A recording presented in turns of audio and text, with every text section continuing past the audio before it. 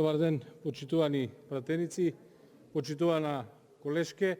Споменавте дека предавате математика и дека сте наставник токму ќе почнеме од тамо затоа што не успеавте да се пронајдете во репликите. Меѓутоа, треба да знаете дека буџетот е еден документ со кој што се прават макроекономските проекции, со кој што власта треба да направи план за политиките кои што ќе ги спроведува. Сега, и како математичар, и како наставник, вие треба да знаете дека врз основа на претпоставките кои што ги даваме зависи исходот, односно резултатот.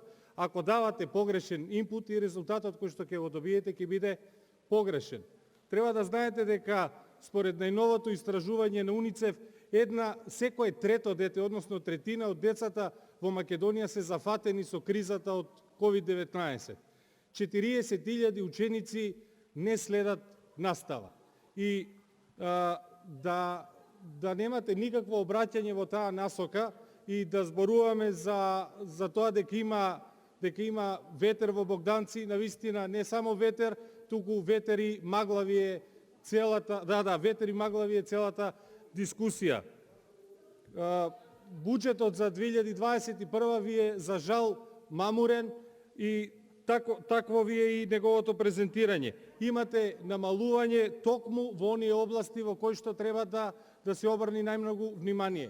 Жално е да зборуваме за училници и за кровови кога учениците седат дома и кога родителите сами ги плаќаат и опремата и грејењето за своите ученици. Да не спомнувам понатаму дека имаме намалување во земјоделието, шумарство, лов и риболов, дури 22% споредено со претходниот буџет. А токму сега имате протести, ги споменуваа и лозарите, и тотунарите, но за жал никој не ги спомена оризопроизводителите од Кочанско, и тие беа излезени, и тие протестираа со тешка механизација, и тие бараат пари, и тие бараат помош, но за жал владата не најде начин нив да ги помогне. Денеска арпата се откупува по цена од 17 денари. И ние упорно зборуваме овде за ветер и магла и не можеме да се пронајдеме.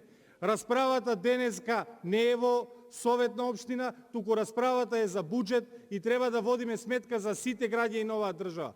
Треба да водиме сметка и за тие 40.000 ученици, меѓутоа треба да водиме сметка и за оризопроизводителите. Да престанеме да даваме еден погрешен инпут дека се е розево, затоа што имаме погрешно планирање на буџетот и ќе имаме уште една катастрофална година пред нас. Ви благодарам.